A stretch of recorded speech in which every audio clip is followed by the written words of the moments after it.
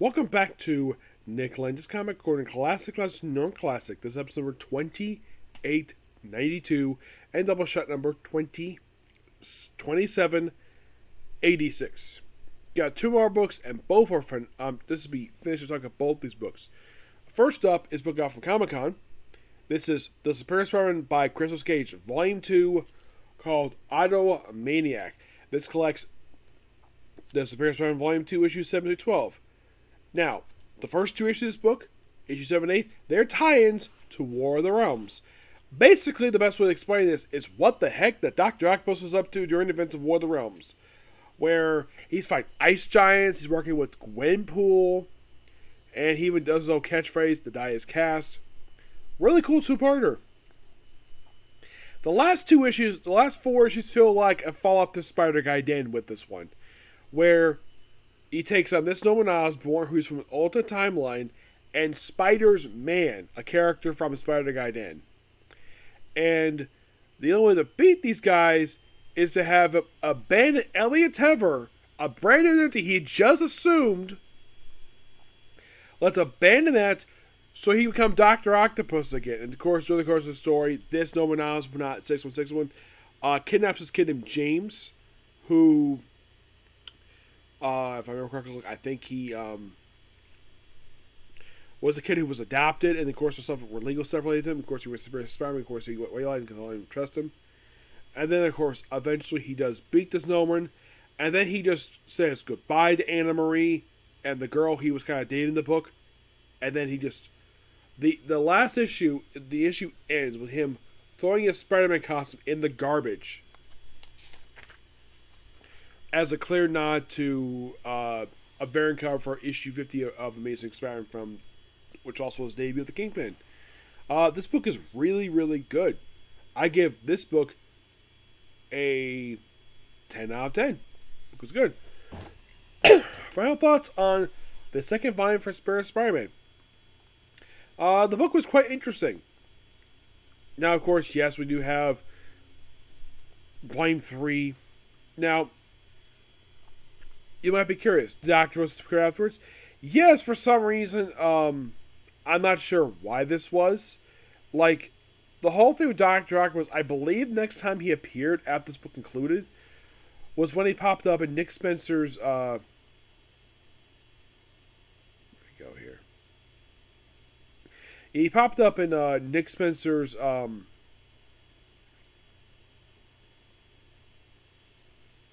we go. He popped up in Nick Spencer's Amazing Spider-Man as a recurring character where he finally got his memories fully.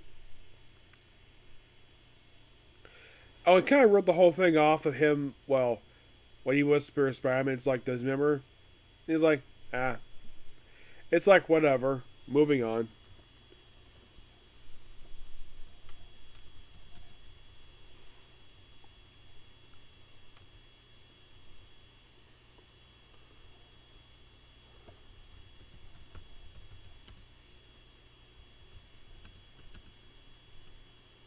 I was surprised the book lasted this long, or at least would end when it did. Yeah, and as for Spider's Man, did he ever return after this book? He did. He popped up in the end of Spider-Verse story. Yeah. He popped up there, and then he became a regular villain over back in the Spirit Spider-Man by Dan Slott, which I will discuss more of that in the future. And the book just got canceled recently, after only 8 issues, which I'm surprised about that. As for Norman, Norman he first appeared Edge of Spider-Guy Den, and he got killed off in Spider-Man Volume 4. Yeah, he's dead. Yeah, because after this book wrapped up, he popped up in Spider-Man Volume 4, which is the Dan Slott book, where he died, and never came back after that. I'll give Dr. Octopus, but what about James Martin? A guy who was a supporting character in this book. I don't think he appeared ever again after this. Oh, by the way, how did L.A. Tahoe get restored back to normal? Mephisto got involved, restored his whole appearance. Yeah, after this book, this kid was never seen again after this. Nope, never was. As for Horizon University, which they were a primary character, a primary organization in this very book, they of course, the university never popped up ever in comics. This is the last time we ever saw them. Max Mandel, a character Slot specifically created. Like, did he ever return this book wrapped up? Nope. He disappeared.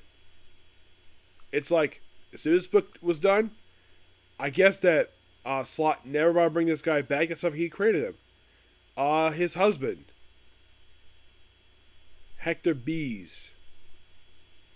He did return once after this in an issue of Zeb Wells' Amazing Spider-Man book. That'll be the next time we see him. Anna Marie, Dr. Octopus' love interest, who Dan Slott specifically created for this book.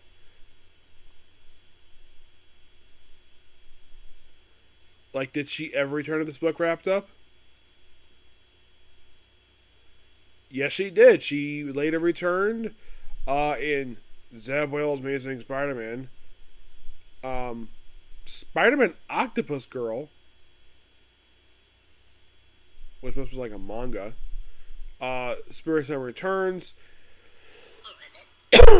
And they return for the Spirit Summer comic by Dan Slott, the third volume of the book. Emma Hernandez, which I believe she was like his Octopus's love interest in the book, she never returned after this. It's like she was created for this book, and then she was just no one bothered with her anymore. Grady Scrapes, who was a character from Slott's Amazing Spider-Man, brought over this book. He, of course, did return after this in Superior Spider-Man Returns. And that was it for him. Digger. Yeah. He's part of Night Shift. There's all this whole thing of, like, in the book where, like, the Nightmare is paid up by Electro to leave, like, commit crimes, and Octopus is like, I paid you, just leave me alone. Yeah. So after this book, he also, the Digger, was never seen again after this.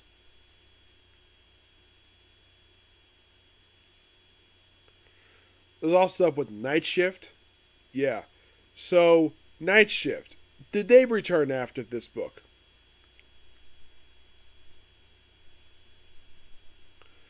After this book wrapped up. They did. In an issue of Punisher. Was it Aaron's book? No. In David Purpose's book is for Punisher. Yeah, that was next time we saw them.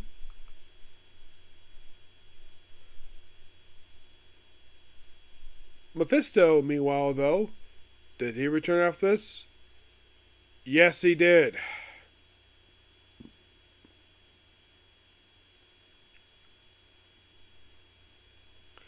I think he returned in Ghost Rider.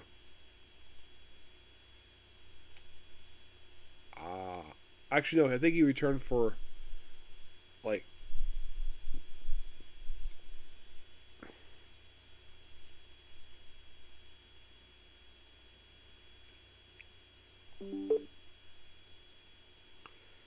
I'm looking to see exactly what was his next appearance.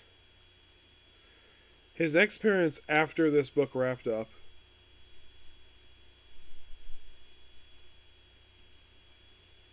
Where is that book?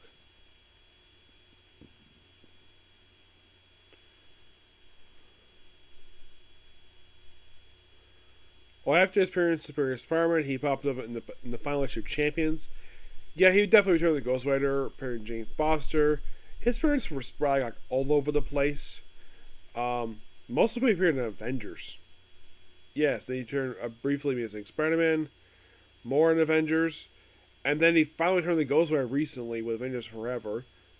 Avengers Forever, her 2 issues of new, still appeared in Avengers, and that's kind of what he was doing, and then basically it's all back to Ghost Rider. He appeared in the Silver Surfer Rebirth Legacy miniseries.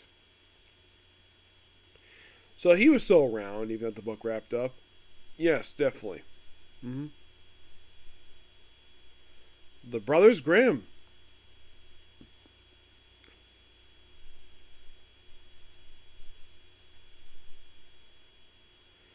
Did they return after this book wrapped up? They did. They popped up in the an issue of Black Cat, King of Black, a couple issues of Spider Woman, and that was it for them. Yep, that was it for them. But what about Doctor Octopus himself? Because I think the next time he popped up was right after this book wrapped up. I think it was in like Nick Spencer's like Amazing Spider-Man. I think that was the next time he appeared.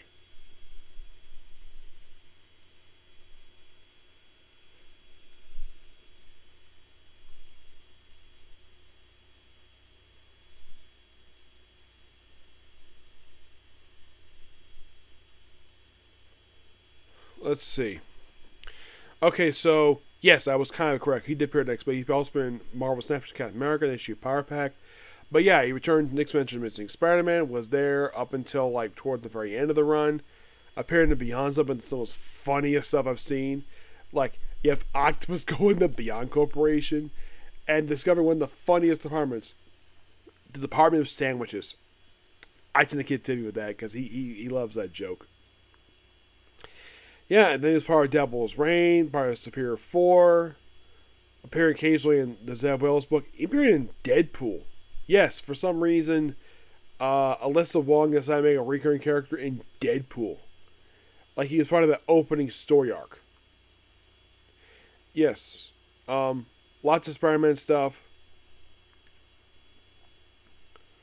Then he finally returned to Spider-Man Volume 4. And his most recent appearance was in Spider-Boy number 10, which just came out just recently. Mm-hmm.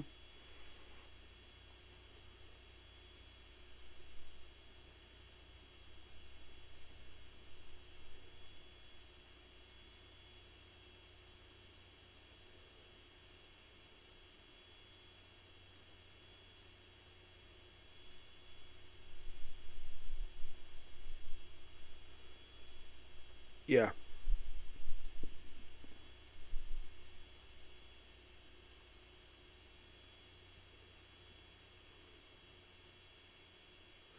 So,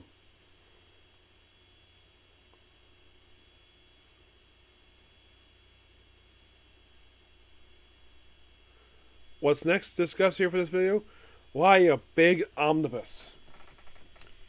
Ugh, this big brick of a book. Yep, this is Guardians of the Galaxy by Jim Valentino, the complete omnibus, which collects his entire 29 issue run, the first two annuals, and material from, I think it was an for Avengers, Silver Surfer, Fantastic Four, actually not Avengers, it was Thor. Yes, and they included in here Marvel Superheroes 18, even though Jim Valentino didn't write that one. So we're going to start this book issue number 7, number 8. So a lot of this book is this. So as soon as after issue 7, they deal with this world's version of the mutants, where they meet a descendant of Wolverine, and deal with a guy named Talon. Not Laura. This is a different Talon. She pops up a couple times in the book, a couple different story arcs. Talon himself, they thought he was a Inhuman, so they took him to the Inhumans. During the events of Infinity War, believe it or not, yes. We also have it where Starhawk takes back his ex-wife and forced back into his body. Yes, that happens here. In the case of Vance Asterisk, basically like the group Force comes back and Broadside makes out with Charlie. Does he remember me? I do like the character from Force.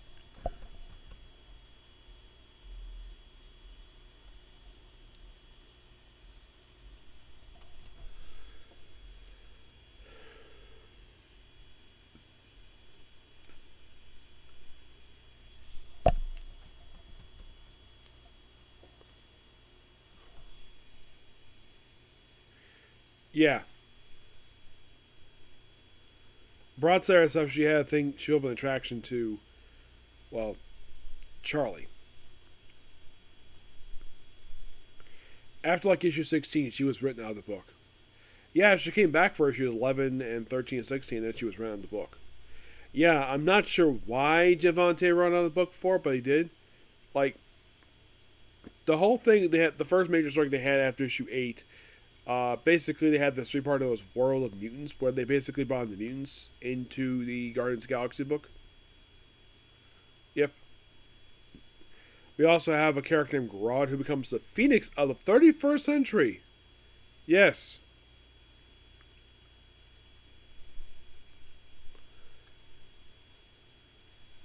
Also, because the event after 16, like, here's the thing. So, Vance is tired of the Guardians, so he wants to go back to Earth. They do go back to Earth, and they go to New York City, it's like abandoned. And during the course of the story, he disappears, and then he returns out of suit. No more containment suit anymore. Where he's kind of dressing like a future version of Captain America with no mask, wearing the bodysuit, carrying the shield. And like, wait, Vance, what the heck happened? I thought the whole containment suit thing was like, if you're exposed to air, you would die. Well, a character named Hollywood, aka Future Wonder Man, yeah, Wonder Man in the future, still Simon Williams, he decided to put him in cryo freeze briefly, healed his wound, and then he was able to rip apart the suit, get rid of the damn thing, and basically dress like he's a hipster. Yeah, and he basically wear this outfit. Now, the only thing with Grodd, he's an original character for this continuity.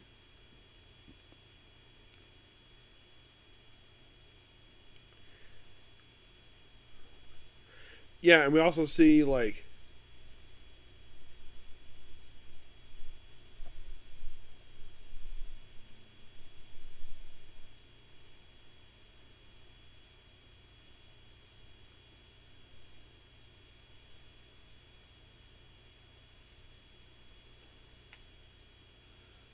yeah. Of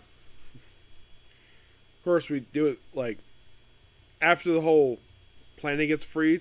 I'm not sure why Jim Valentino thought it was a good idea to do a direction for Guardians after, like, issue, like, 16. Like, first a brand new direction because he went home, and like, 17 is the cover, like, debut of this new thing. And then, of course, after dealing with, and then get this. In issue 24, they meet up with Silver Surfer from the future.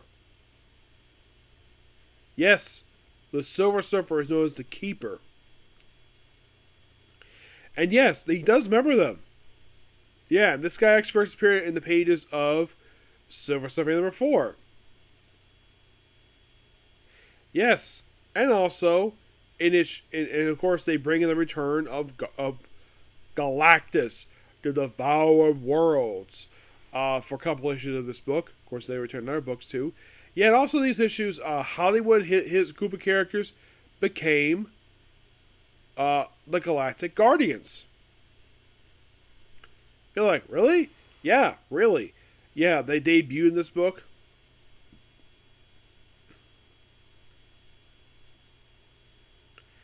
Yeah, they debuted in issue number well, they debuted technically in the second annual. That's kind of how the group came together.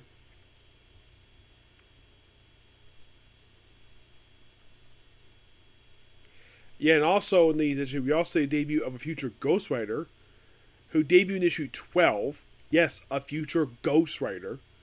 You're thinking, wow, that's interesting. Oh yeah, definitely. But he's not around in Jim Valentino's book very long. After like 12 to 14 in the second annual, he's done. The annual itself was put in this book like between issue 25 and 26. A woman named Rekma joins the group with issue number 14.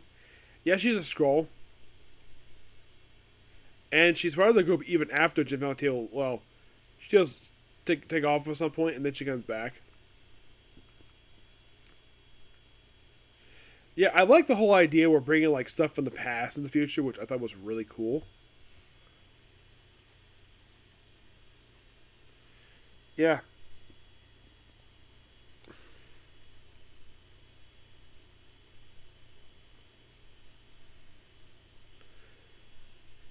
Yeah. Oh, and 17 is the debut of Simon Williams, aka Wonder Man. Yeah, he's Wonder Man if he's still alive. Yeah, that's his whole deal with this guy. Mm-hmm. Yep. But then after they deal with Galactus, for the next 2 issues, they deal with the Inhumans. Yes. Well, actually, first in issue 26, we have a origin story. They retell the origin story of them, of the Guardians of the Galaxy from Marvel Superheroes number 18. It's like a modern retelling of it. That's basically the whole point of it. And then 27, they did with the Inhumans. And then here's the thing.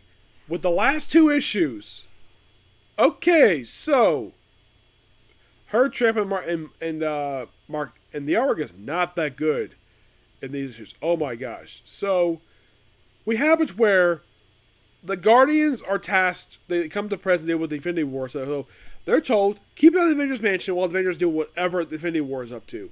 So then the mansion is attacked by the Masters of Evil.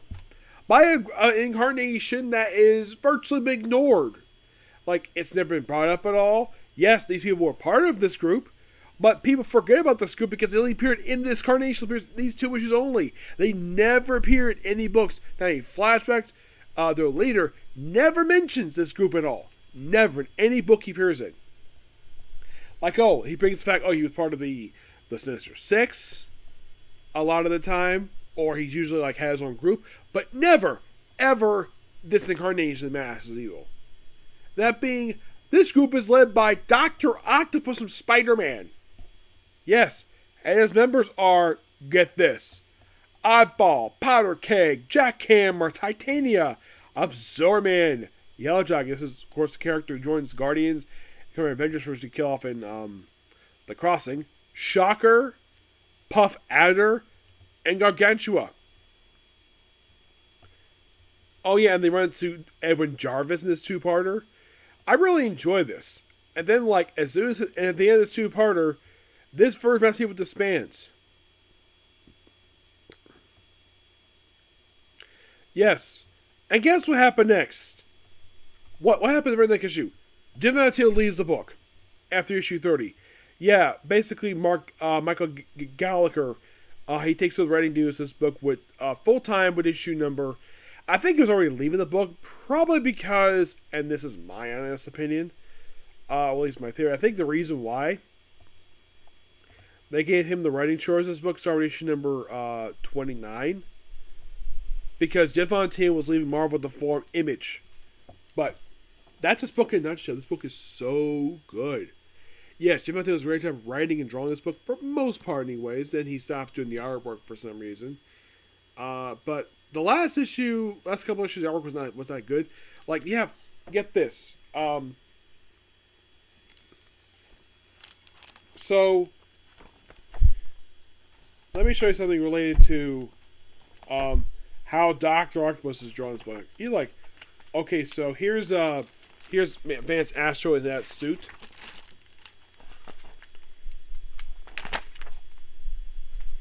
And for some reason, it's like, oh, let's have Herbert Chamberlain have people mouths open for, like, no reason.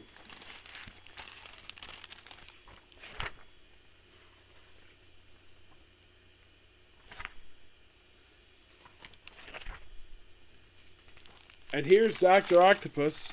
You're like, what the heck is up with his hair? Yeah, it looks longer than usual. You should see the cover. Like, here's the ending of the issue.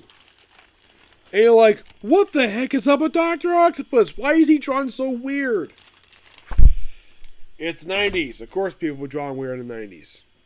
But that's pretty much the book in a nutshell. And now we'll get my final thoughts on Jim Valentino's run for Guardians of the Galaxy and the volume as a whole. Jim Valentino had an excellent run for the book. Nothing wrong, just excellent. The volume itself was amazing. And in case you're curious though, did this group of Guardians ever return? They did. You think they show up volume 2? No, that was the ultimate version of this group show up in there. It was always like other Guardians of the Galaxy for different universes. It was weird. But this group never returned again until the opening story of Bendis' Avengers. Excuse me, that's next time they return. Also, Yellow Jacket became a good guy and joined the Avengers and got killed by, well, evil Tony Stark. Yeah, I like the whole concept of the Guardians of the Galaxy. At least this version. I would say they're loosely based upon, they're supposed to be like a future version of the Avengers. But I think they're based upon, whatchamacallit? They're based upon League of Superheroes. Okay, they return in the issue of New Warriors, Captain America, and then, of course, they return in Avengers by Bendis for one issue. And then they popped up in a backdoor pilot in Guardians of the Galaxy Volume 3, Issue 14, another Bendis book. Yeah, and the appearance of this book was a cameo, and then they had Guardians 3000, and then Guardians of Infinity.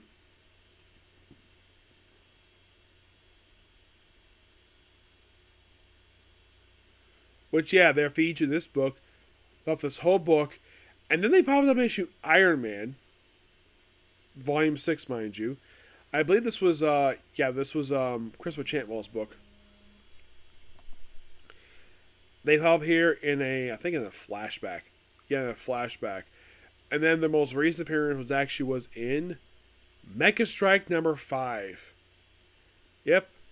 And the appearance of the book was a cameo. That was just it was like 3 years ago. But yeah, that's pretty much the Guardians of the Galaxy nutshell. So with that, I am done with this book. The Guardians of the Galaxy is done. I've reviewed every issue of as of now, all the volumes reviewed. So next to talk about Guardians of the Galaxy is if whenever Marvel releases another book for them. Because, well, I love the whole concept of Guardians of the Galaxy. Just I would love to see more explore with that group. Okay? So yeah, that's particular review. Please be sure to like, comment, subscribe, turn notifications, and do not hit the like button. So I'm taking a little break, and then be back for 2 more Comic Corners. More Superman, and the other one is something I really want to talk about, Azrael. Okay? Thanks, Phil. Bye.